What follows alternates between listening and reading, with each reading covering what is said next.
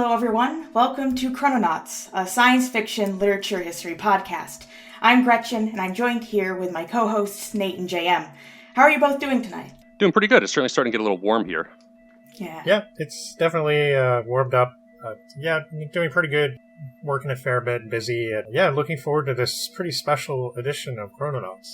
Yes. Yeah, a lot of cool stuff coming up, and a lot of original stuff coming up that you could read all these stories on our blog spot.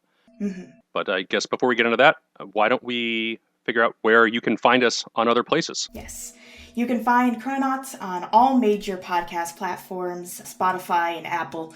We have a blog spot at chrononautspodcast.blogspot.com, where you can read a number of the texts and translations, including the ones we'll be talking about tonight.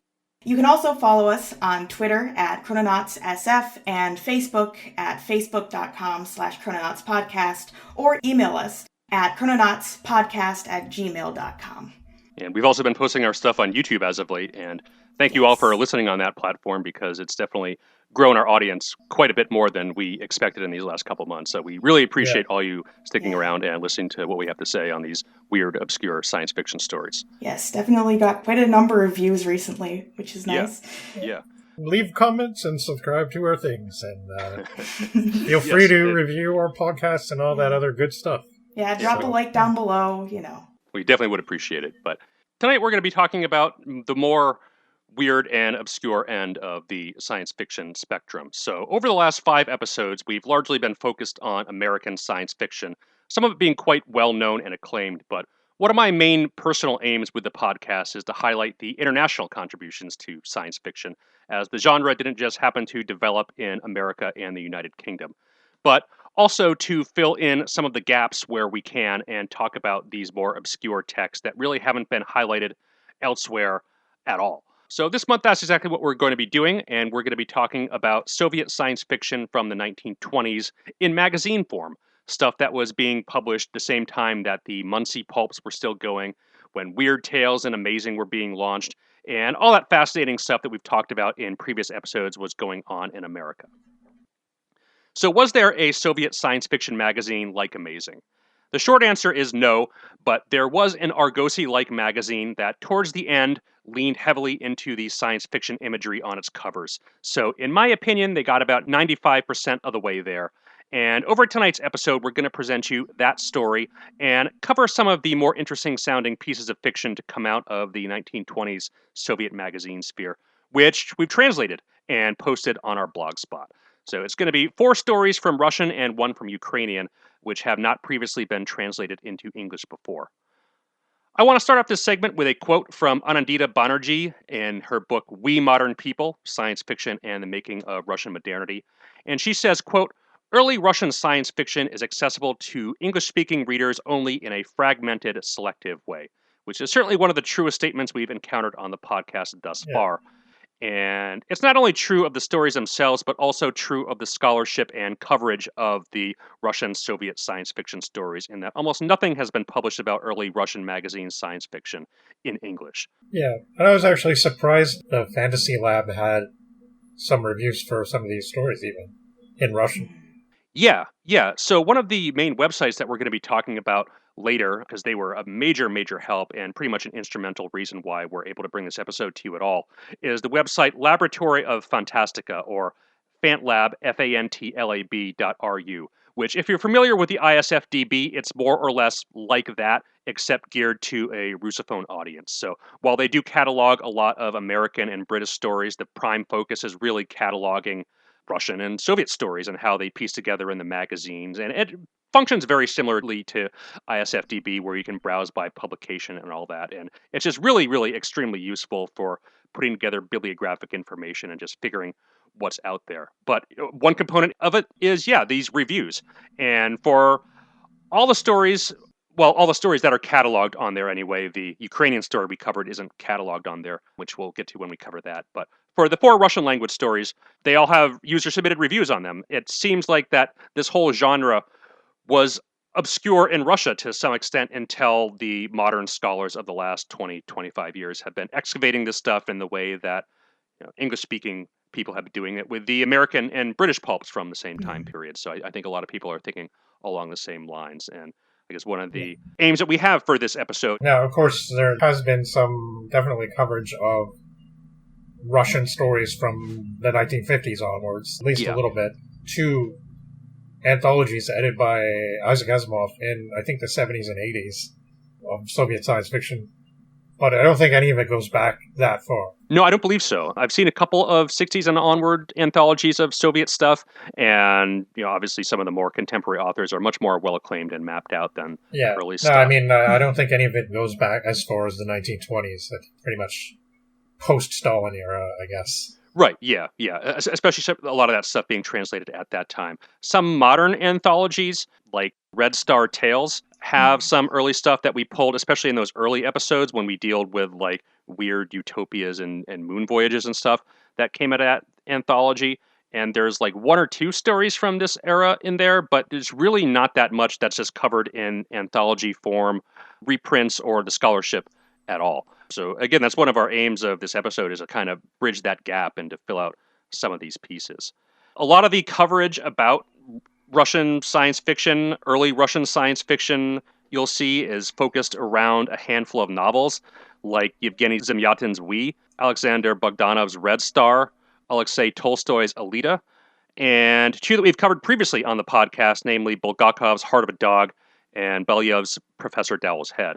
But I, and perhaps you guys, will also be on board with this, subscribe to the Ashleyan view of science fiction history, in that it's great to look at the individual works and the themes presented in the individual works and all that, but to really get at the heart of science fiction as a phenomenon, as a cultural movement, or as a fandom or genre, it's just really so much than the works in themselves.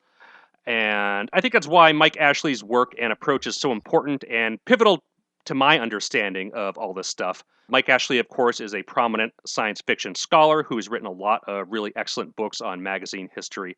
And he's an author we cite and come back to a lot. And I think what one can take from his work is that to really measure the character and totality of science fiction, or its health as a scene, that you not only have to look at what the authors are writing and why, but also how the readers are reading and how.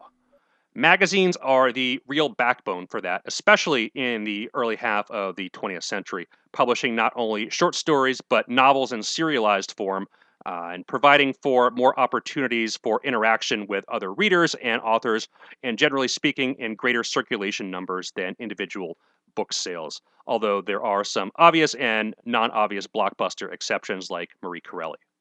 As such, I want to compare the Soviet magazine science fiction scene of the 1920s and how it develops with Hugo Gernsback and Amazing, which we talked about at length several episodes back. So to condense that into a very, very brief form, Amazing Stories is generally considered to be the first science fiction magazine, in that it was most likely the first magazine in the world that published solely what we consider science fiction.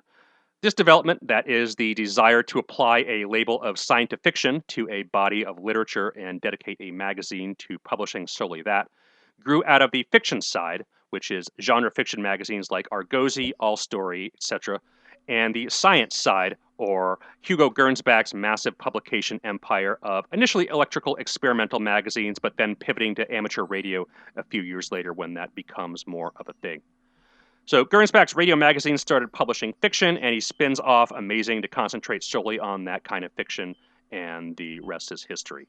And we touch upon this briefly in the Amazing episode and briefly in the radio episode, so I want to touch upon it briefly again here, that the 1920s and radio in particular is where what I'd call science fiction imagery directly comes into the home. And I think it's justified in calling it that, in that we have these amazingly awesome looking futuristic new high-tech devices with their big antennas and tubes and these other electrical components, all working together in a system that can do what only a few years prior would have seemed like magic. And certainly the design of radio devices and larger electrical apparatuses. I mean, for an example, just take Tesla's Wardenclyffe Tower on Long Island. It would really influence the aesthetics of science fiction, both prior and after this point. Electrical tinkering as a hobby was certainly a thing before radio, but radio makes it incredibly popular, with the hobby often being sold to kids and teenagers. Part of why I think it was so popular was the novelty, but also it really was the first high-tech, futuristic-looking device that you could work on in the garage. It's not like you could set up a hydroelectric generator in your garage, or radio equipment was small enough where it could be reasonably and safely handled by one person. But at the same time, radio equipment was large enough where a 13-year-old kid can operate it with their hands, not like the billions of semiconductors and computer chips that we have today, which can't be manipulated at the hardware level by hand tools. Coding and software and all that stuff is certainly popular these days, but at the same time, it's a little more abstract and less tangible than something you can hold and directly see in front of you. And it's probably not a coincidence that the rise of pulp science fiction in the 20s mirrored the proliferance of radio, and especially amateur radio, where these kinds of futuristic-looking devices were more and more present in everyday life. We covered an example of a very early radio story. I guess it's arguable whether you'd consider it science fiction now, but just the fact that right away there was always people so set alight by this concept of radio that they were writing stories where radio was a key component, building radios or using radio to solve a mystery, Campfire Girls business and all that. So, yeah. Right, yeah. And like we mentioned in that episode, these weren't just like these obscure one-off stories. There were literally hundreds of juvenile young adult novels geared towards amateur radio that were published in the 1920s. It was just that big of a cultural phenomenon. And yeah, at that episode, we wanted to get at that angle, the technical angle of it, of what were people actually doing with it as far as the fiction goes. And it's just kind of fascinating how it bleeds over there. So while there's no direct parallel with Amazing from the Soviet Union, in that there was no magazine dedicated to publishing what we would just call science fiction, there's obvious parallels to the precursor stages of Amazing's launch in the Soviet Union, both in terms of general genre fiction magazines and the popularity of amateur radio. In the Soviet Union, we get frustratingly close to a point where something like Amazing could have very feasibly launched, but it all stops very, very quickly in 1930, and these same conditions don't resurface again for another 30 years. What I want to do here is not only take a look at the development of that world, but also take a brief look at the historiography, because as we'll see shortly, the record is woefully incomplete in English sources, as Banerjee alludes to. I think it's pretty accurate to say that in looking at the magazine landscape of the Soviet Union in the 1920s, there's almost no English language coverage on any of the stories, authors, or publishers, with Belyev being the major exception for the authors. In Banerjee's book, We Modern People, Science Fiction and the Making of Russian Modernity, she spends a lot of time talking about how popular science magazines, namely Nature and People and Around the World, and how their publishing on technical subjects in plain language was instrumental in expanding technical literacy and interest in science across Russia, and thus science fiction as a result. And I think this is an excellent point to keep in mind this entire time, as this idea really ties into the amateur radio stuff I was just talking about. And I think it's also important to note that while these magazines also published some science fiction stories here and there, they were popular science magazines first and foremost. And Banerjee doesn't really spend any time at all going over the magazines that were focused on genre fiction, which are the two main ones we're going to be taking a look at tonight. Namely, World of Adventure, that was a fiction magazine first and foremost, and Universal Tracker, also known as World Pathfinder, which was technically mostly popular science, though roughly 35 to 40% or so was genre fiction. The most coverage I've seen in the English language sources on Soviet magazine fiction really relates to the most prominent Soviet genre fiction magazine, which is World of Adventure. And this coverage is indeed found in Ashley's book, but we only get a paragraph there. And some of that is him issuing a correction for earlier mistakes. So in the initial version of Mike Ashley's magazine history, he quotes a Willie Ley article from the February 1963 issue of Galaxy, which mentions World of Adventure here in the closing point to an answer of a fan who asked if there was any non-British continental European science fiction. And in this article, he virtually gets everything wrong about this magazine. He says it was founded in 1903. He mistransliterates the spelling. He says the early issues were mainly Jules Verne, when in reality they published at maximum one Jules Verne story, but it's possible they published none. We'll get into that more a bit later. And Ley mentions a frequent lady specializing in interplanetary romance, which I'm not even sure who he could possibly be referring to. Who could he be? Yeah. So, who knows? But Ashley, in his later version of his history, realizes that the Ley article was full of errors and acknowledges that fact and at least corrects the founding date, but doesn't really say anything substantial about the magazine and itself. And as I previously mentioned, the coverage of the magazine really only gets one paragraph. So that's basically all Yeah. we get in the English language sources, aside from a few offhand references here and there to the magazines themselves. So in order to really get a good look at what was going on, we need to dig into the Russian sources. And if you really want to get into the weeds of this thing, that's definitely what I would recommend doing. So for a bibliography, the websites Laboratory of Fantastica, which we mentioned earlier, and the Archive of Fantastica, to which we'll post links in the description, are both incredible, incredible resources for all eras of Russian science fiction.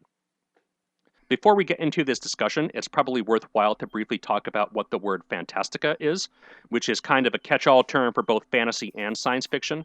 My first encounter with the term was several years ago through a collection of about 50 films that not only included a few of the science fiction films we've talked about on the podcast, so The Testament of Professor Dowell and Heart of a Dog, but much more frequently, the fantasy folklore type films, like those done by Petushko, who I absolutely love and would highly recommend to anybody interested in fantasy or medieval folklore or anything like that. He's done a couple Pushkin adaptations, and all those films just have a certain atmosphere about them that I really, really like. Vi, right? And, yeah, exactly. That's absolutely what it is. Yeah. It's great. But the more commonly used, more specific term for science fiction translates literally to something like scientific fantastica, which starts appearing in the early 1910s, referring to H.G. Wells. And it's not out of the question that it would have appeared earlier, given that we found a use of the term science fiction in English in a totally random text from the 1850s. But when the sources and magazines themselves talk about Fantastica in this episode, that's what is meant by the term here.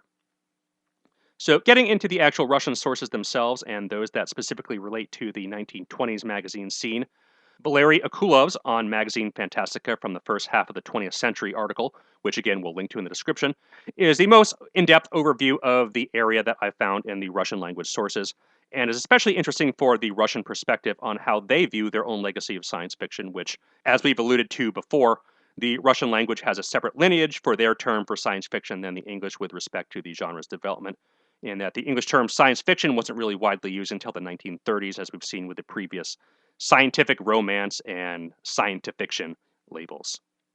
So with the linguistics and hopefully most of the misinformation out of the way, let's get into the actual story, which Akulov frames as a tale of two cities, St. Petersburg and Moscow, two publishers, Soikin and Popov, and two magazines, World of Adventure and Universal Tracker.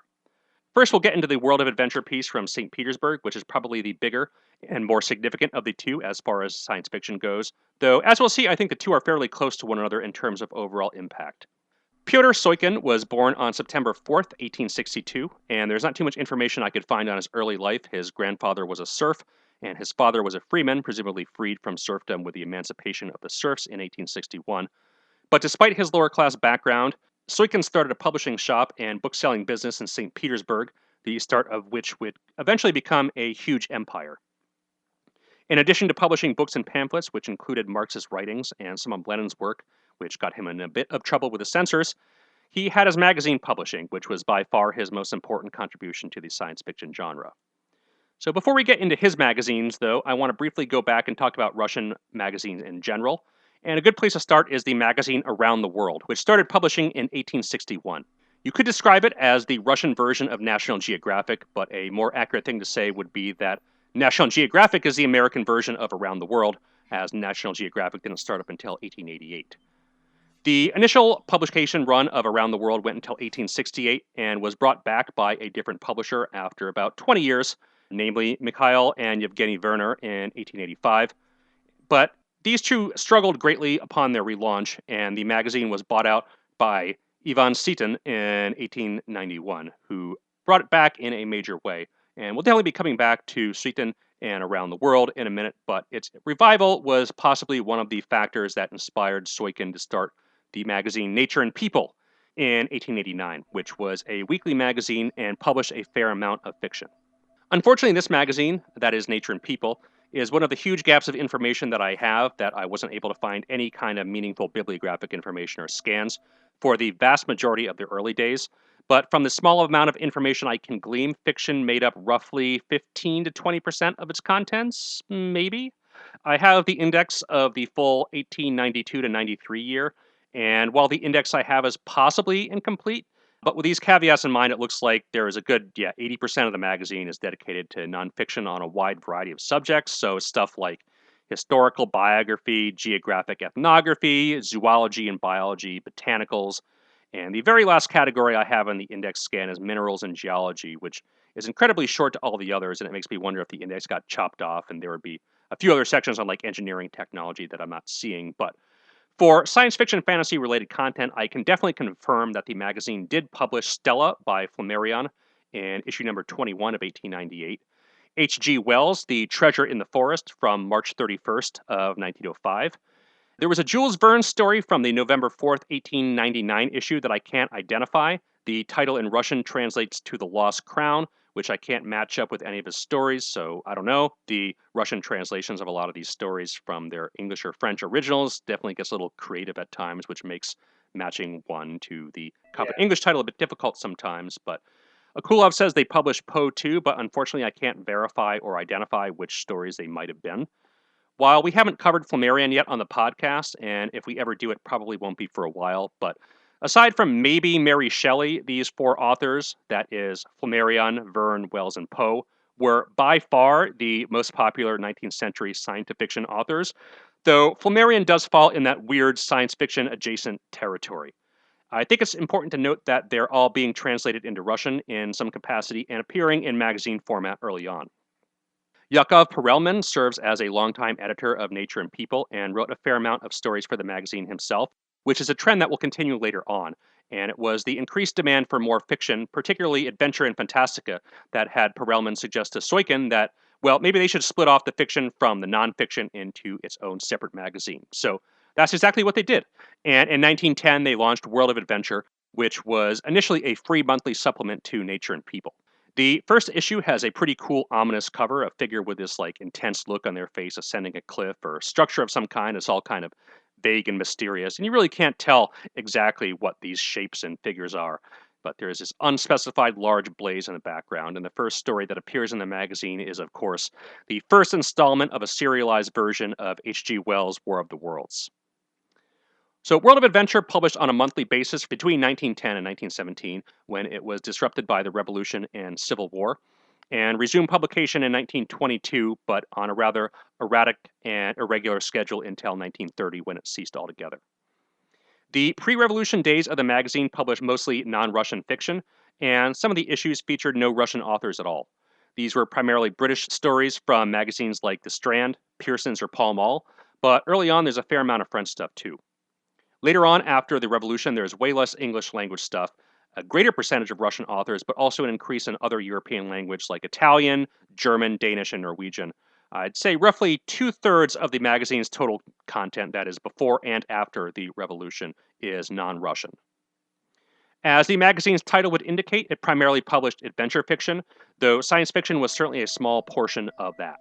Some of the more well-known stuff that they published includes 10 stories and novels from H.G. Wells, Abraham Merritt's The Metal Monster, Jules and Michel Verne's The Eternal Atom, which is the one I was previously alluding to before, as this was a late Jules Verne story that was discovered by Michel Verne. It might have been one of these ones that was not written by Jules Verne at all, and Michel just wanted to attach his famous name to it to get it out there. I'm not really sure, I haven't looked into that one. But there were also a few stories from Clement Fezendy's Hackensaw character, which originally appeared in Amazing, Ray Cummings' The Man on the Meteor, and last but not least, Doyle's The Maricot Deep. So Doyle was by far the most prominent author to feature in World of Adventure, nearly 30 stories in total. There's also a Russian story which looks like it's Sherlock Holmes fanfiction. For the Russian authors that appear in the magazine, Mikhail Pervukhin has almost as much as Doyle, and Perelman wrote a handful too. Despite the fact that Pervukhin almost seems to have an enormous bibliography, and seems recognized as one of the first and most important people to write Russian adventure fiction, it doesn't seem like anything of his has been translated into English. From what I can tell, 2 science fiction stories that appeared in World of Adventure, written in Russian that is, have been translated into English. The first is Vladimir Orlovsky's Revolt of the Atoms, which appeared in the April 1929 issue of Amazing. And from what I can tell, this is the only Soviet science fiction short story from the 1920s or 1930s to have actually been translated into English contemporaneously with its publication into Russian. So I would be curious to know how that came about. I've never really come across any explanation of how they got a hold of World of Adventure issue or something like that. And it doesn't seem like... What was that guy's name? It was the fellow who was translating stuff from German, working on the Amazing Stuff. It seems like he had some European contacts. Yeah, I'd imagine it would have came through that. But that question, again, has fallen by the wayside very, very quickly. Because as this was in Amazing, it of course has an entry in the Blyler. And Blyler just has, like, no clue. He's reposting rumors from Schwartz and Wessinger, presumably something that they put in a fanzine. And he says it was actually a pseudonym of Benjamin Bloch, which presumably is the person who translated it. But I don't know. We'll talk more about Orlowski in a bit, but I just thought that was a really amusing bit of misinformation because, yeah, Blyler, I believe, started compiling his work in the 40s, I want to say. At least I think it dates back that early. And, like, he just, even that early on, he just has no idea about the process of how Gernsback came into this story, or that it's even a legitimately Russian story at all. I just think it's like a fascinating gap of knowledge there. So yeah, there's that one, Revolt of the Atoms, which actually sounds really, really cool. And the other story that I'm aware from World of Adventure that's been translated into English is Yefim Zazula's Gramophone of the Ages, which is a modern translation that appears in the Vandermeer anthology, The Big Book of Classic Fantasy. And if there are other translations of Russian stories out there from World of Adventure, I'm not currently aware of them. But we are very, very pleased to say that we've added 2 to the pile, which we'll be talking about later tonight. So it's unfortunate that it appears that some of the more interesting French and German sounding titles that also appeared in the magazine, namely Albert Berley's The Alpha Ether, Octave Belliard's The Adventures of a Traveler Who Explores Time, and Reinhold Eichacker, The Journey to Nowhere, have not been translated into English either. So for Russian language stuff, we'll be covering some of these short stories in a bit, but also of note that has yet to be translated is the novel The Blazing Abysses by Nikolai Mukhanov, 2 stories by Gral Arelsky, namely The Gift of the Selenites and The Man Who Went to Mars, and a few others that Akulov explicitly mentioned are Eskronovsky's The Catastrophe of Space, Mr. Peake's Things by Anne Konstantinov, and Mortonite by Yakov Pan. So, in preparation for doing the research of this episode, I compiled a list of all the fiction stories that appeared in World of Adventure from the Russian bibliographic sources, which are, again, mainly FantLab and Archive of Fantastica. And I split them into non-Russian and Russian authors and tried to match the English language stories whenever possible, mostly as a way for me to make sense of all this stuff. And while FantLab did have a decent amount of the English titles already, a substantial chunk weren't in English, so I made an attempt to try to match them to assemble a more complete list. And it definitely was not as easy as it sounds, as in many cases, the title translated into Russian of the story has no resemblance to the original whatsoever. And a lot of these early pulp authors like Fred White or Owen Oliver wrote literally hundreds of stories, many of which have very similar titles. So you'd have to do like side-by-side compares to get a confirmed match, something that's beyond my current ability, as I wasn't able to find complete scans for World of Adventure. I found almost nothing of the pre-Revolution issues. Pretty much everything I found was post-Revolution. I'll post a link to the scans online, as some of the graphic design is like really, really awesome. But yeah, there's again huge holes in the information that we're just able to find on the internet here. And I think to really get at some of these questions, somebody would have to do archival research inside of Russia. But we'll post a link to all the stuff that we're able to find online, in addition to the Galactic Central Fiction Mags Index, which is how I matched some of these to English, which is an incredible, incredible resource that tries to document every English language magazine. And as of this current writing, indexes 1,444,677 stories, over 21,360 books, 207,742 issues of 8,523 magazines. It's just an incredible volume of information. Yeah. But this is the main site I use to identify story authors and titles, and it's just really, I can't stress this enough, an amazing resource that anybody not only interested in pulp science fiction magazine stuff, but magazine fiction in general, like the Argosy or the Strand stuff, should really take a look at. But more specifically regarding World of Adventure, if you're interested in taking a more in-depth look at what they publish, I posted this bibliography on our blog spot, again broken down into the Russian and non-Russian stories, and I think it's really interesting to see who was getting published in translation and who wasn't. So some cool things from World of Adventure that they did was they had a regular nonfiction column called From Fantasy to Science, which are very similar in nature to what we saw in the Astounding episode, in that they just talk about popular science topics and how awesome that is. So perhaps a particular interest in the July 1927 issue is a piece called Radio and Life, which talks about how great radio is, that it's everywhere and now being used for everything, and of course how Popov made extremely important contributions, that is, Alexander Popov, the radio pioneer, and the great Soviet engineers will continue to make important progress in the future, driving home the point regarding radio once more. So another neat thing was in 1928, they had a monthly readers contest where they would publish the first 80% or so of a story that ends on a critical plot decision point for one of the characters. And it's up to the readers to write the last chapter of the story. And the winner of who writes the best ending would be printed in the magazine, a few issues later, that is, and awarded a prize of 100 rubles, which was roughly equivalent to an average working class monthly wage at this point in time, 1928, though the economy was very unstable and prone to severe fluctuations. A woman named Tina Bernardovna Kolokotsova was a 3-time winner, which is kind of interesting in that it doesn't look like she wrote anything else aside from these contest entries. Some special issues that may be of interest are the special women's issue from 1927, the January issue, that features 10 stories by 3 women authors, namely Isabella Grinievskaya, Yevgenia Rusat, and Rosita Forbes. The January 1928 issue featured stories by Soviet authors not originally written in Russian, so they published Russian language translations of 2 Ukrainian stories and 1 Belarusian story. Arthur Conan Doyle's The Valley of Fear fills the entire contents of the September 1915 issue, and is the only issue to contain just a single story. And the last thing I want to mention regarding World of Adventure is the nonfiction piece H.G. Wells in Russia, which appeared in the May 1914 issue. And it's a really charming tribute to the author, and brief enough where I want to read it in its entirety, as we all love H.G. Wells here. Yeah. So it says, in January, the famous English novelist Herbert Wells arrived in St. Petersburg. The famous author of The Time Machine and The War of the Worlds stayed in Russia for about 2 weeks. The Literary Society welcomed the guest writer with the following address. The All-Russian Literary Society welcomes the famous writer H.G. Wells. You already know that in Russia your works are read in Russian translation, one of which you've decorated with a preface. We would also like to speak to you in Russian, and we take into account the time when, after a more or less lengthy stay in Russia, you will not be embarrassed by speeches addressed to you in Russian, and upon returning to St. Petersburg, you will again honor our society with your visit. Now let me tell you how much we appreciate your captivating works. These enchanting tales, so youthfully cheerful and so wisely far-sighted in their depth of analysis of modern social problems and social ills. You came to us unexpectedly from another world, like one of your Martians, but we hope without aggressive intentions. And yet you triumph with the power of your talent, which acts irresistibly on us.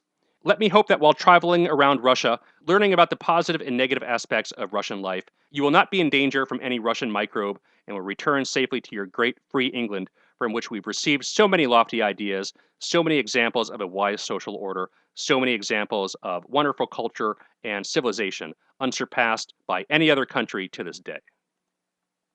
So that's World of Adventure. In a letter to Mike Ashley, Sam Moskowitz compares it to Argosy, which is probably the most accurate thing any of the major English language science fiction critics have to say about it, and nicely represents the St. Petersburg and the fiction part of the science fiction equation. So jumping now over to Moscow and the science piece, we'll go back to Ivan Suitin and Around the World, the Russian National Geographic. Suitin, born in 1851, didn't really have much of an interest in literature for the sake of the art, but rather he knew what sold well and he liked making money, so running a successful publishing business seemed like a good fit towards that aim, and as such he started including genre fiction in with the magazine when it became popular to do so, including Verne, H. Rider Haggard, and at least according to Akulov, this is another one of these gaps in the bibliography that I just can't verify, but in 1908, Suitin hired Vladimir Popov, who, unlike his boss, was a major fan of literature, particularly Fantastika. And he brings in more Fantastica content to the magazine, and like with World of Adventure and Nature and People, spins off genre literature into its own supplemental publication, On Land and Sea, which is more short-lived, existing only in 24 issues from 1911 to 1914. But like World of Adventure, also published a ton of Mikhail Pervutin, who appears to make up roughly half of the magazine's contents. Another short-lived spin-off under Suitin was the Magazine of Adventure, which ran from 1916 to 1917, and like with World of Adventure, the Revolution and Civil War puts everything on pause. After the revolution, a new class of magazine, STP, or Science, Technology, and Production, came about, generally nonfiction publications that would occasionally publish a science fiction story. Probably the most significant of these was In Nature's Workshop, published by Yakov Perelman from 1919 to 1929, that published a handful of science fiction stories from Amazing, namely Claire Winger Harris's The Miracle of the Lily, and the baby enthusiast himself, D.H. Keller, MD's Unlocking the Past. Yeah. One interesting crossover with these STP-type publications and with what Gernsback was doing in the United States is that amateur radio magazines did exist in the Soviet Union in somewhat substantial numbers. During this time period, there were a few major ones, in addition to several short-lived publications that continued to publish through the mid to late 1920s. These major ones were called Radio Amateur and Radio for All, and there was indeed some fiction published here. The largest quantity, at least title-wise, appeared in Radio Amateur in mostly 1924 and 1925, and mostly by a strangely named Gabriel Malagnac, who, again, I can't tell if he was French and Russian. It's probably a pseudonym. That's a supervillain's name if I've ever heard one. He sounds... Yeah. But there's absolutely no information on him at all, either in the Cyrillic alphabet or Latin alphabet sources, so it's really anybody's guess, and another ridiculously obscure author mystery for you all. But whoever he is, 6 of his very short sketches appeared in the magazine in 1924 and 1925. And by short, I mean short. By far the longest is 2,600 words, and this is definitely an outlier, as most are around 1,000 words, with one being as short as 600. On the longer end of things, Radio for All serialized the novel On the Other Side by Vladimir F., which apparently involves people getting transported to another planet after tinkering with some radio equipment. And on this other planet, everything is controlled by radio waves. Unfortunately, novels are probably out of reach for us to do translations of, but there's some really, really cool sounding novel-length stuff published during this time in the magazines. Additionally, Radio for All published Hugo Gernsback's 1925 technological forecasting article called Radio in 1935 in the February 1927 issue under the title Radio Transmission to Other Planets, and one of the shorter-lived radio magazines called Radio Friend published a story called Hamilton Jones's Discovery in 1924. So it might not exactly be the same thing as Hugo Gernsback's enormous publishing empire, starting from electrical and radio magazines, eventually morphing into fiction magazines, and him foisting Ralph for 124C on his readers, but there's definitely some interesting and noticeable and noteworthy parallels that are there, and I definitely think it's worth mentioning. I was definitely going to say the parallel evolution is pretty interesting. Yeah, and I would imagine that the parallel evolution would have continued along the same lines had the political situation not gone very, very sour very quickly in the 1930s. So getting back to our story with Suitin and Popov, Suitin loses control of the reins of the publishing house after the revolution, but is still involved in the industry in less of an administrative role. Popov, after the revolution, found himself working odd jobs for a bit, and eventually landed a spot working for the Gudok publishing house in Moscow. And in response to the growing need for these adventure stories from these STP readers, the magazine Universal Tracker is launched in 1925. And I still have not arrived at a good translation for the magazine title for Universal Tracker.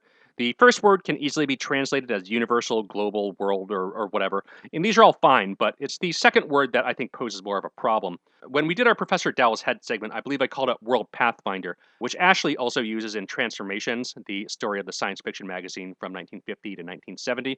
But I don't really like that either, especially as the most common use of the phrase is now something associated with the Seventh-day Adventist World Church. The second problematic word, a tracker, pathfinder, in Russian is Slatopuit. The Russian dictionary at gramoda.ru gives the following definition. 1. A hunter tracking an animal by its tracks, a person skilled in identifying tracks. Or 2. Someone who looks for traces of past events. And oftentimes when translating words, there isn't really a good one-to-one association with meaning that perfectly brings over everything. And I read somewhere on doing translation, it was a while back, so I forget exactly where, but it's this idea that words aren't like a one-to-one correlation, but they're more of a spectrum of meaning, and sometimes this spectrum of meaning between two languages can be a bit misaligned. So with Slatopuit, I think a good example is really what we're doing with this podcast, namely in this episode. But I didn't really like any of the English options for words, as none of them really fit 100%. I don't really like researcher, historian, or pathfinder, Archaeologist doesn't really fit, but I'd say Indiana Jones is a slate of wheat. Hunter is an interesting choice, as there is a Japanese metal band called Metal Lucifer who illustrate this concept quite nicely with their song Heavy Metal Hunter, as the lyrics are about collecting all the cool, obscure heavy metal records. And it even has a sequel, Heavy Metal Hunter Part 2, which lists even more records to find. And the band from Panama, Los Asesinos del Pentagrama, did a Spanish language cover that talks about all the cool Spanish language heavy metal records you can find. So perhaps if someone continues the tradition, does a Russian language cover, they can use the word Slatopuit in lyrics when they talk about all the reel-to-reel obscurities. I didn't realize that was the subject of the Heavy Metal Hunter song. Oh yeah, like every line is a reference to a rare heavy metal record. It's pretty cool. And again, same with the Spanish language cover. They talk about like Obus and all those cool Spanish bands. But Russian science fiction literature and cinema, a critical reader mentions the magazine in passing and calls it Universal Detective, which I really, really don't like, as when you use the word detective in the title of a 1920s magazine that publishes fiction, it implies a very, very specific thing, which is not what you get here. And next, a lot more Doyle, I suppose, will be in that one. Yeah, exactly. And he was definitely in the other. Yeah. I think one that I saw just Seeker. Yeah, Seeker is actually the title of a later magazine, which uses a different word, but that's certainly one that could possibly be used here. Again, it doesn't really map neatly. I'd look to see if Slatopuit referred to detective fiction on Russian language sources, and doesn't really seem to be. Ashley uses the word stalker for the follow-up magazine Ural Tracker, which also uses the word Slatopuit. Ashley calls it Ural Stalker, which I kind of like even less. So I'm just going to call it Tracker for the rest of this episode. It's not perfect, but I think it fits the best. I think it fits the best out of anything I can think of. Maybe I'm still not 100% sold on it. So if any of you have any other suggestions, maybe I could retroactively change it or something. Well, of course, the film version of Roadside Picnic in English is called Stalkers, which right. is and the word in Russian is just like the word stalker. But So it's interesting how language works and all these piece together. We've been kicking around the idea of doing a linguistics episode later down the line, and I think these kind of concepts we can explore in fiction at some point, because there's really a lot to talk about with this kind of stuff. But getting past translation issues with the title and into the pages of the magazine itself, the covers of the magazine promise us travel, adventure, and of course, Fantastika. And a good chunk of the magazine, maybe, 30 to 40%, is dedicated to this nonfiction content, both in terms of the travel, narrative, Mondo-type content, and general articles on science. So it's in here where the Gernsback publication Empire comparison narrative breaks down a little bit, in that the most important publication related to science to come out of the science fiction publishing world in America was more geared towards these technical tinkering style publications, but this one here is more like a popular science, a general public type of magazine. It's also significant that Universal Tracker mostly published Russian fiction, especially when compared to World of Adventure. There was not a lot of translated stuff. They did beat out World of Adventure and Around the World in finishing up the first part of Doyle's Maricot Deep, which would certainly indicate that Doyle and Maricot Deep itself was a very, very popular title, as 3 different Russian magazines were more or less contemporaneously publishing it with its publication in English. But by far the most important legacy that Universal Tracker has on Russian science fiction is that's where a lot of the early stories by Belyaev appeared. And I think it's accurate to say that he wrote a vast majority of the Russian science fiction content for the magazine. And as mentioned before, Belyaev is one of the few widely translated authors from this time period, and as such, a much higher percentage of Universal Tracker science fiction content has been translated into English compared to World of Adventure and the other magazines who were publishing science fiction stories in the 20s. So, yeah, that's quite interesting. Yeah. Again, it's kind of interesting how that plays out. We covered Professor Dowell's Head, which appeared in the magazine in short story form in issues number 3 and 4 in 1925. But in addition to this, he also published around 15 other short stories in the magazine and 1 nonfiction piece. Some other notable works that have been translated to English that were in this magazine, Universal Tracker, include Platonov's The Lunar Bomb, which you can find in the Red Star Tales anthology, Mikhail Zuev-Ardinas's The Lord of Sound, of course, which we'll be looking at later tonight. For the untranslated stuff, there is one cool-sounding story in issue number 1 called Troika or Dim Stock, Radio Story of the Future by S. Goryev, but unfortunately I'm not able to find the original source text, so can't really do anything with that one at the time. But this magazine became incredibly popular, and by 1929, circulation was over 100,000, But party politics soon entered the picture, and Popov was forced out of the position in 1930, and the magazine shut down in 1931 with rumors that Maxim Gorky himself played a personal hand, believing that adventure literature was harmful to young proletarians. It's crazy how quickly all that happened. I know, yeah, pretty much over the course of 2 years, yeah. Yeah, everything it's like everything stopped. Yeah, Creative. Yeah, pretty much. Popov moved east, and he tried to start a publication called Ural Tracker, but didn't publish much in the way of science fiction, and it was mostly like local history type stuff.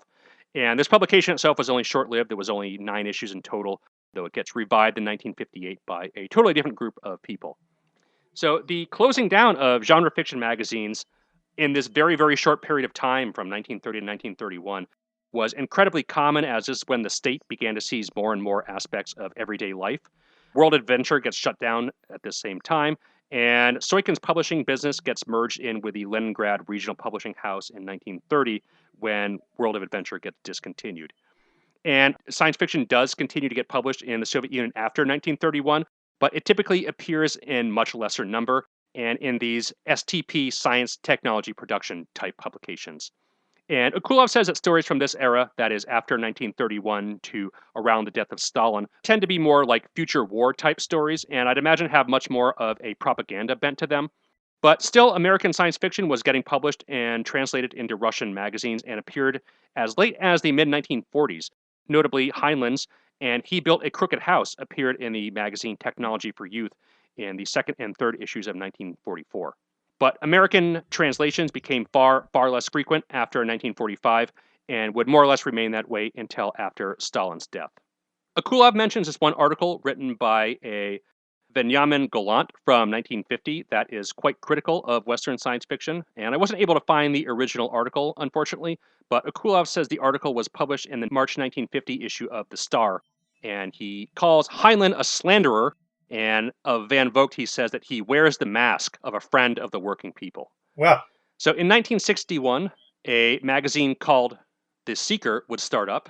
This picked up where World of Adventure left off, a little bit more than 30 years after its closing, though would be a lot more restrained in what it would publish. Some of the stories that we're looking at tonight that were initially published in World of Adventure were republished in the 1960s in The Seeker in a heavily censored form, and it would appear that by that time, like a lot of the American pulp stuff, the 1920s magazine stories had just fallen into obscurity within the Soviet Union.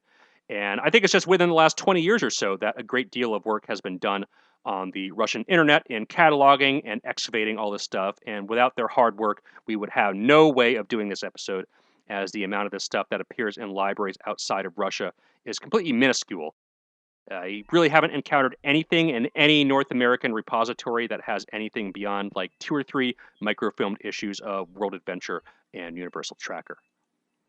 After the 1960s, I think the path is a lot clearer, and there appears to be quite a bit more that's been translated into English. Certainly plenty of well-acclaimed stuff like the Strugatsky brothers, and we'll be looking forward to doing some of that stuff in the future. I don't know how much we'll be doing of the 30s to 50s stuff. Some of that seems a little tedious, but I think it might be worthwhile to come back to more of this 1920s stuff in the future, as there's a fair amount of it there, and a lot of the titles sound really interesting. Translation-wise, as far as the stuff on the It's Possible list goes, from the 1920s that is, I've identified about 35 stories which have yet to be translated into English, and by It's Possible I mean 2 things. So, 1, I can actually find the source text, which is very important, and 2, it's under 15,000 words in Russian.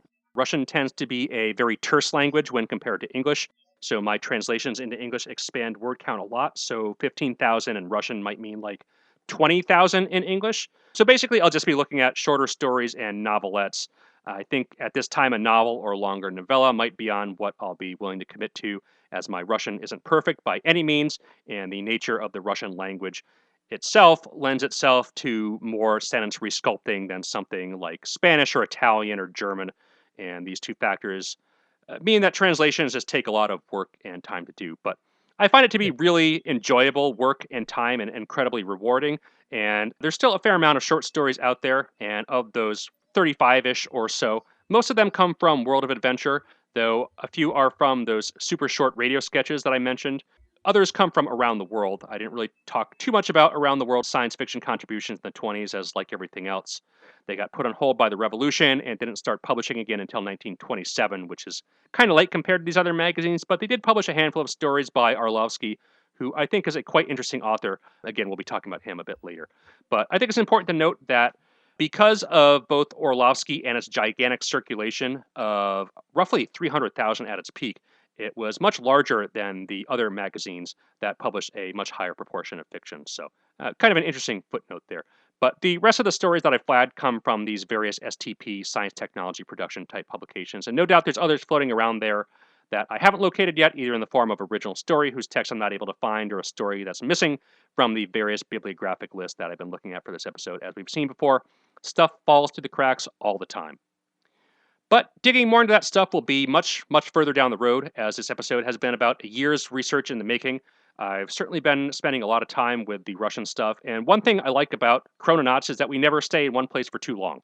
And I've discovered a few more of these untranslated and uncovered pockets of non-American science fiction that I want to give priority to over the next year, which is namely going to be Latin American science fiction from the 1950s. And it's going to be a recurring pattern that there's these large pockets of untranslated international science fiction out there.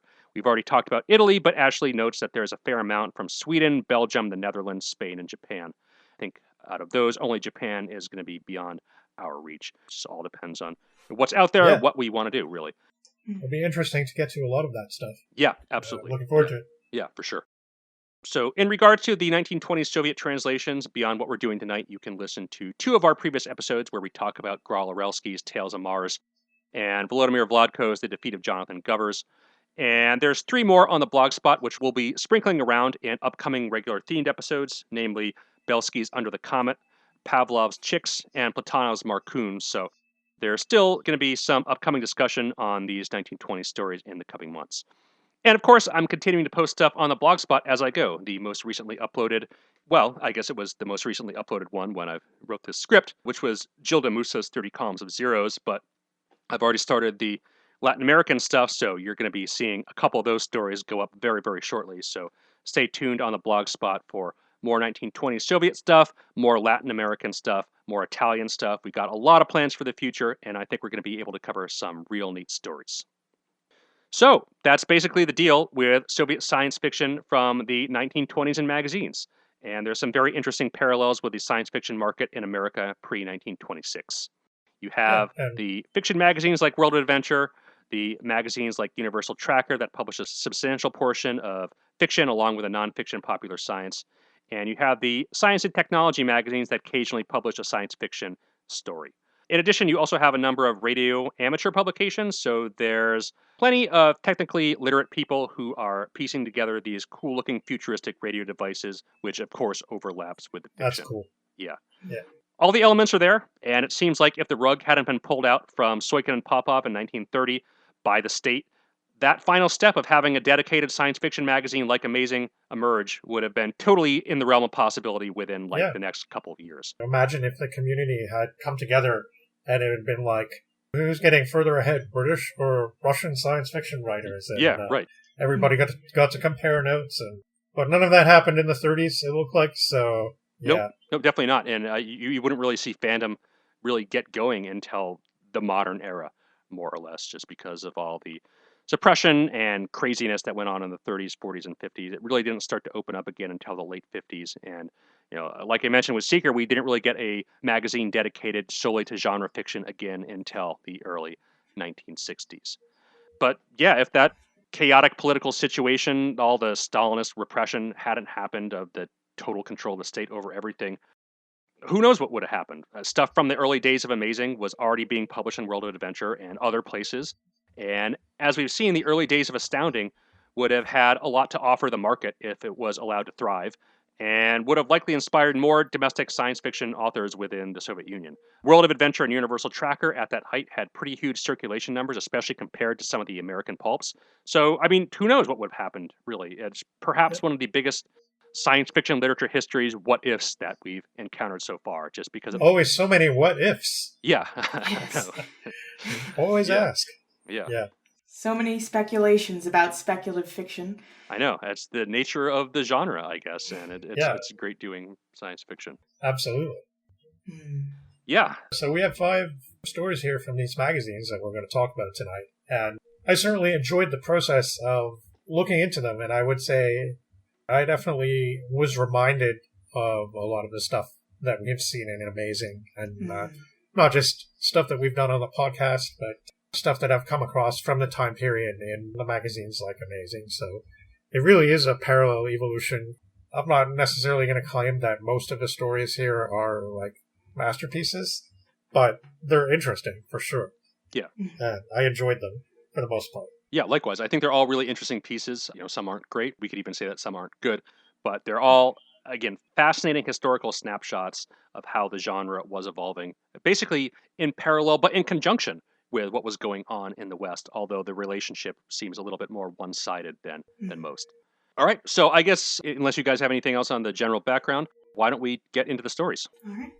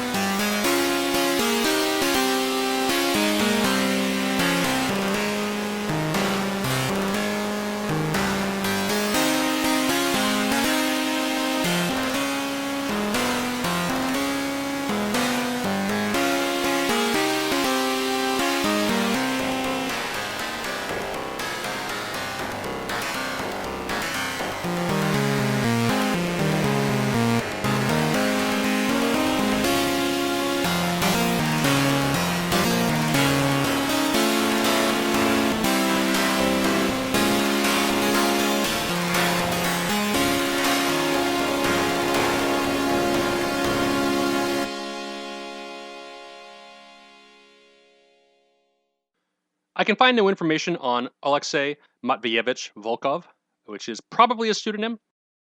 The only bit of information I could find on him is that he died during World War II, so that makes his biographical segment very short. Aliens was the only story published under the Volkov name and was published in the February 1928 issue of World of Adventure, where it made the cover of the issue and was later republished in the March 1961 issue of The Seeker in severely abridged form, which cuts about half the text. Unfortunately, I wasn't able to find a scan of the original issue of World of Adventure, but a plain text version of the original of the story appears online, which we've linked to on the blog spot and based our translation off of, not the later cut form. So, yeah, I've been talking a lot about the background. I've analyzed these stories 6 ways a Sunday, going through them on the translation. So why don't I open up to you guys and tell me what you thought about this one? Yeah, so I don't know. I think for a lot of these, because they're so short, it's almost like, I don't want to say too much to start with, but I think that, I don't know, this wasn't one of my favorites, but I was definitely interested in how, a lot of the iconography, which you kind of alluded to earlier on as how it really comes into effect in the 20s.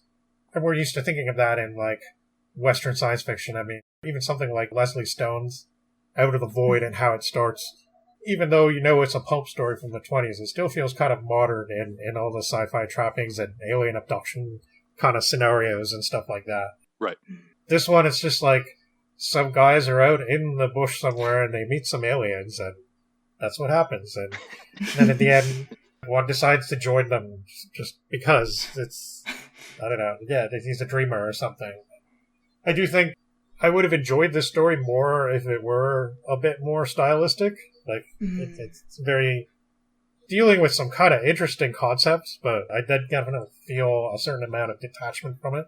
I think maybe because I wanted to see more internal thought process of the two characters and stuff like that, especially what's his name who decided to go off with the aliens at the end. Yeah. Yeah, it's kind of, I don't know, it felt like, I don't know, it didn't quite feel earned or something. Like, I've seen scenarios like this before, like Clark Ashton Smith has a couple of stories that are kind of like that, but because he tends to write sort of horror stories, it doesn't go necessarily so well for the person in the end, but it's just like, you get to see why they would want to, I don't know, give themselves up like that. Like, I just saw the episode, The Tin Man from Star Trek TNG, and it's one of those episodes like, I don't know, there's a couple in the original series, and then even kind of like the motion picture where there's this weird, troubled character who you don't necessarily quite connect with, maybe, and in the end they're so isolated from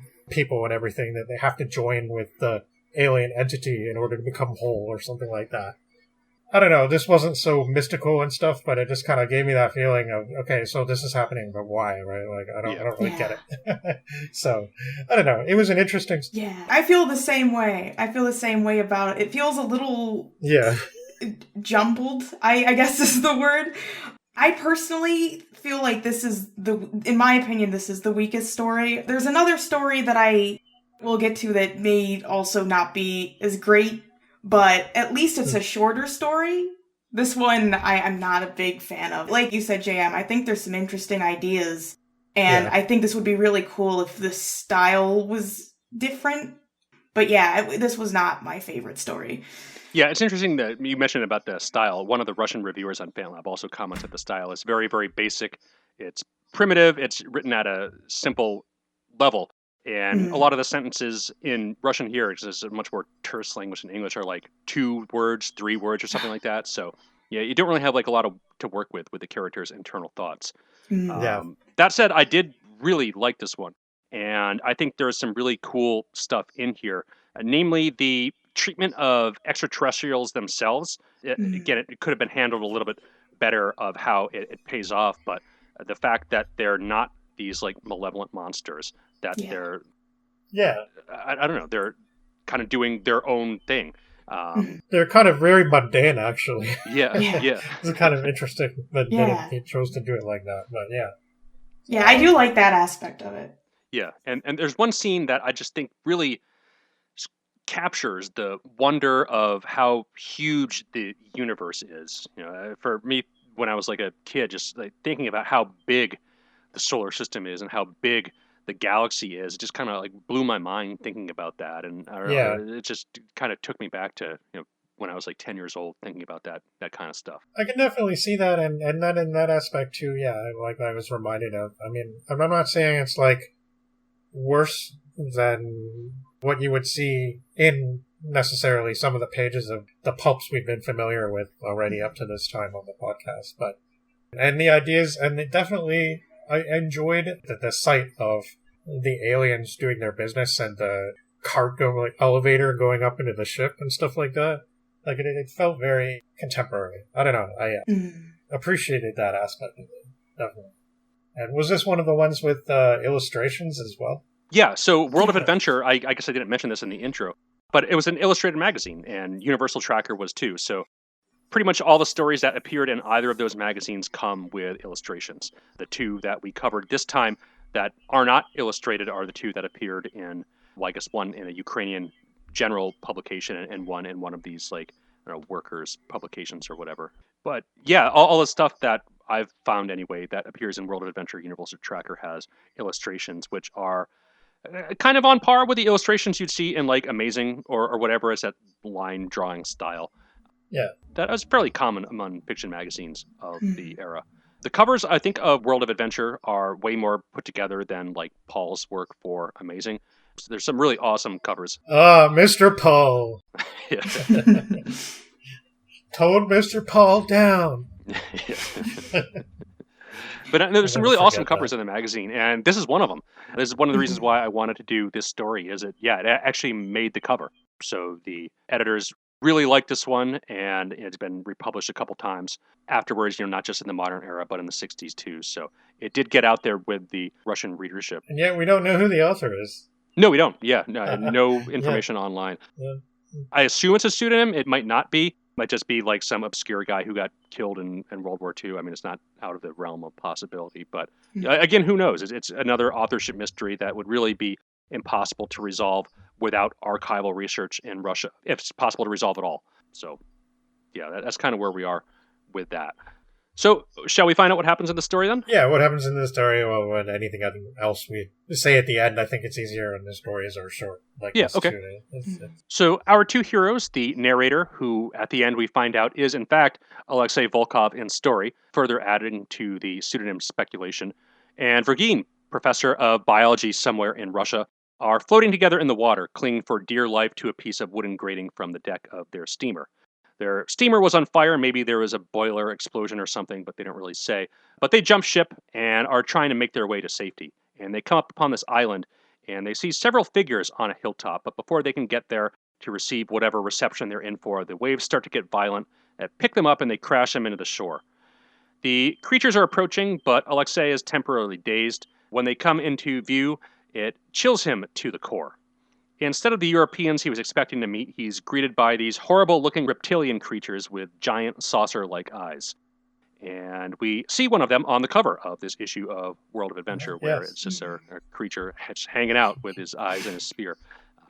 He's got a weird. A really fun photo. I like the image here. Yeah, I do too. But he dwells for a while at how horrible-looking they are and how jarring it is to see the head of a monster on an otherwise normal-looking humanoid body. And with this, he collapses, and in a dreamlike haze, the creatures carry him and Vergine across the desert dunes to their camp. Vergine looks dead with all the creatures banding over him. One of them plunges a needle into his chest. Alexey wants to save him, even if it means certain death, and jumps up screaming when he's met by one of these alien creatures holding a spear, who whips it incredibly close to his face. The two kind of stare at each other for a while, and Alexey finally slowly moves towards Vergine. The creature doesn't really perceive him as a threat and doesn't pursue him any further. Alexey picks up Vergine and carries his body away from the creature's camp, expecting the creatures to follow him, but they never do. Everything seems hopeless. There's nowhere to go, so Alexey heads back towards the creature's camp when suddenly Vergine's eyes open up and he shoots up, seemingly back from the dead. He falls into a deep sleep and Alexey collapses from exhaustion, waking up with one of the creatures peering over him.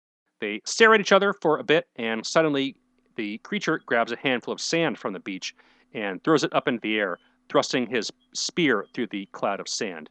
He starts saying something to Alexey, but he obviously can't understand anything the creature is saying, and this gesture makes no sense at all. The creature walks back to the camp, and Alexey goes back to sleep, later woken up by Vergine, who is now back to normal, eating and drinking, and offers him some cactus, which serves as both food and water. Alexey tells Vergine about his weird encounter with the cloud of sand and the spear, and Vergine grows quite excited, and he tells Alexey that this is no weird tribe, no lost race, but in fact, extraterrestrial aliens.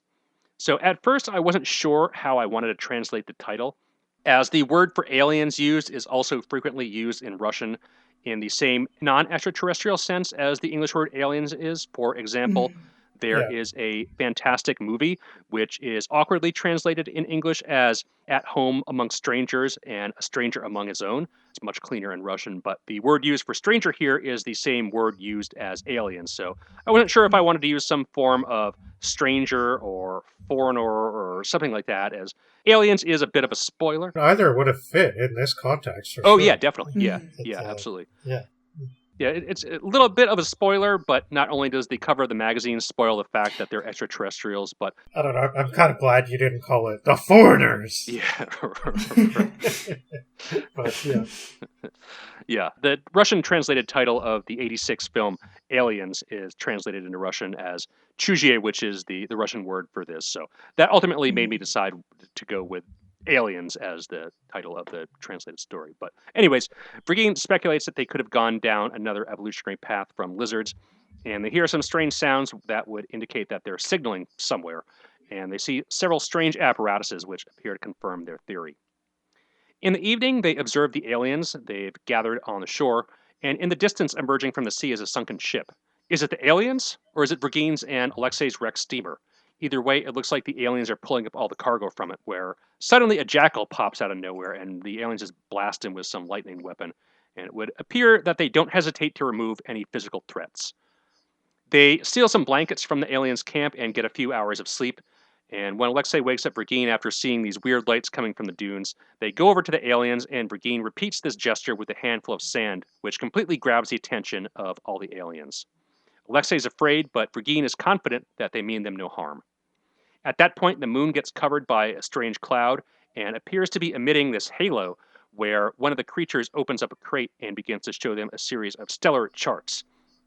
They're just each successive zooms on the universe, showing the aliens' homeworld far, far out. And yeah, this is the scene I was alluding to earlier, where I just love this. It just really, really captures the wonder of the night sky and just thinking how vast the universe really is.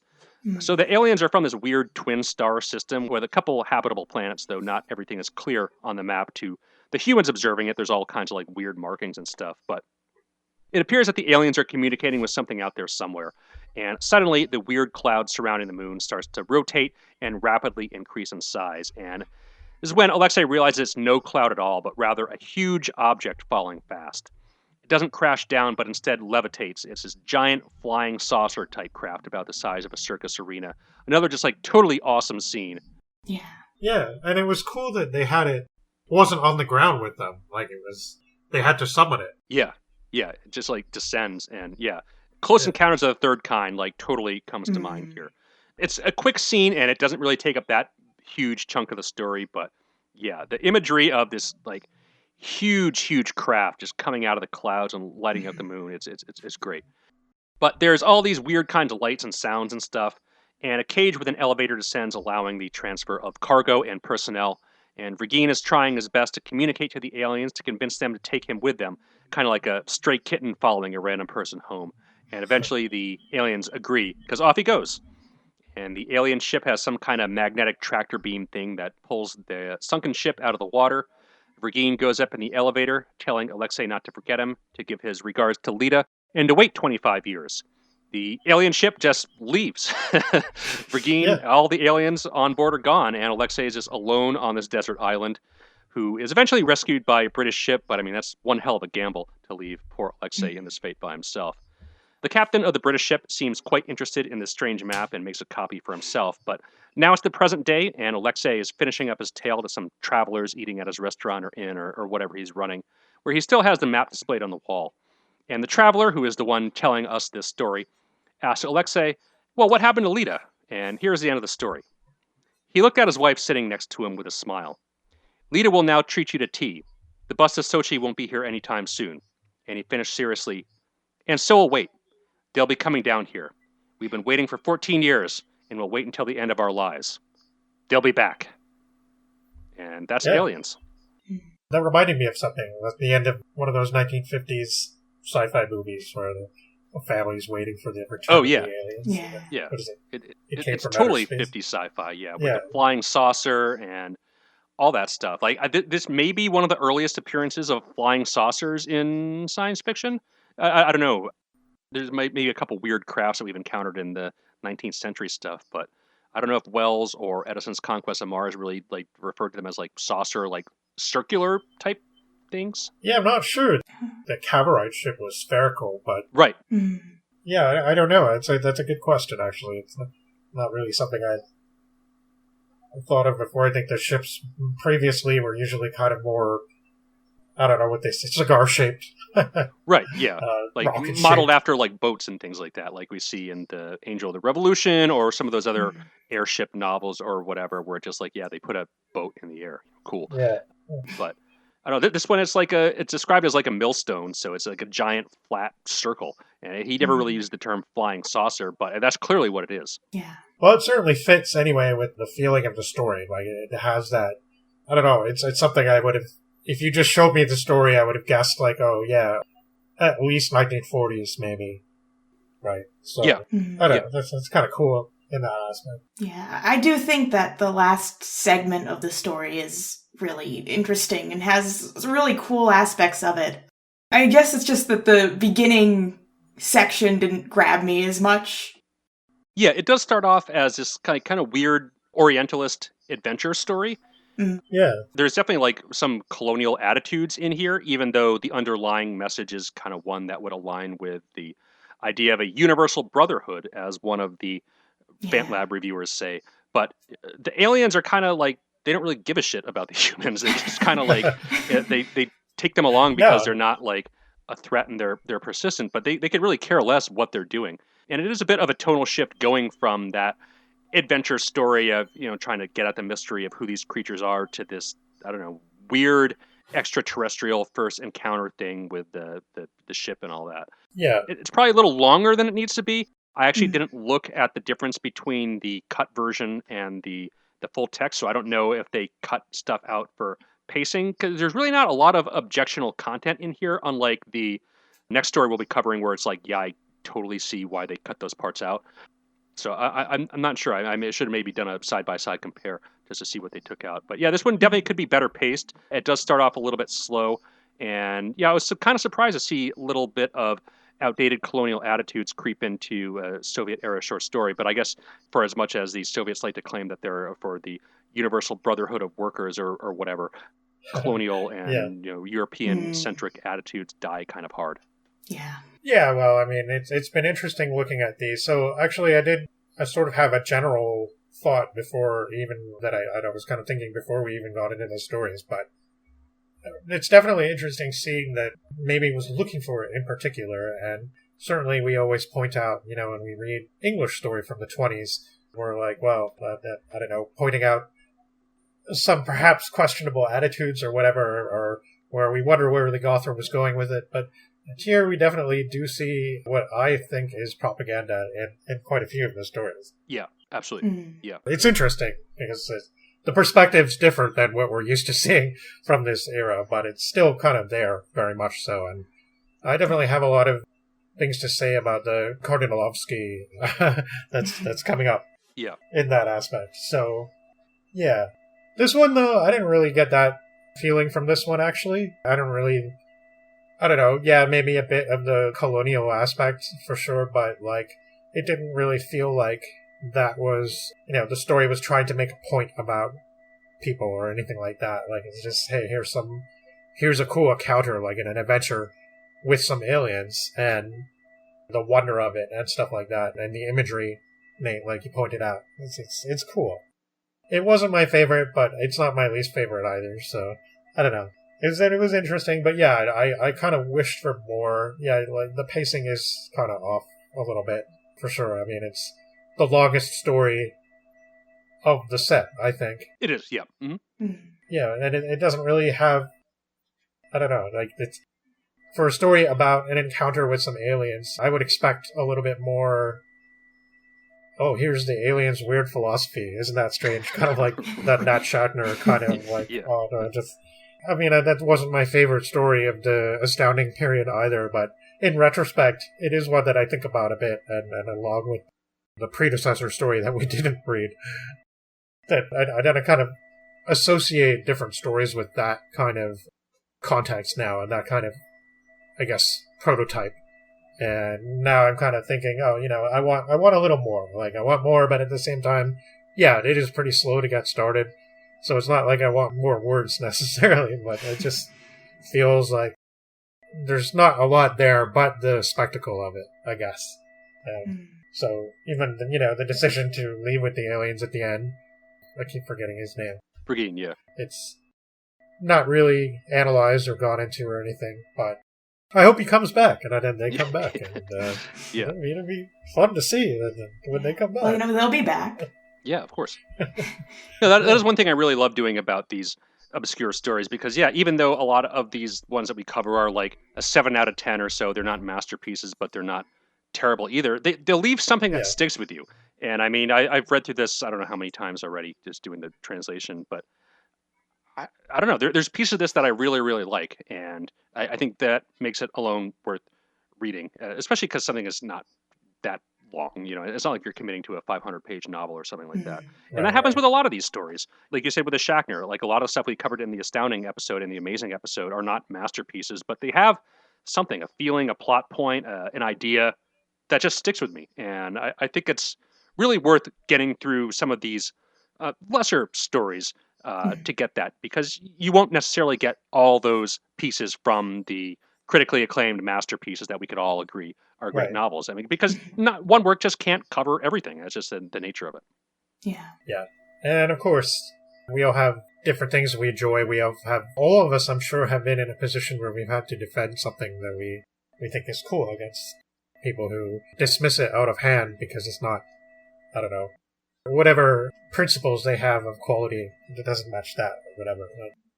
Each of these stories is an interesting glimpse into a time and place, and that's, I think, a reason to read them if you're interested in this stuff. I will say that I have actually placed the stories. I think there's one I'm not really sure about exactly which one is my favorite, but I'm pretty sure that I have an order, and I don't know. This story, yeah, I wonder if the author was somebody who wrote other stories under different names. Yeah, I guess we just can't know that at the moment, but yeah, it's interesting how ahead of the time it felt, I guess, to me, in the sense, because, I'm used to seeing this kind of around the 40s and 50s, more or less, but again, some of those stories do go into those things a little more that I'm used to seeing in these kinds of stories, maybe. So, yeah, it's cool. Not bad, I would say.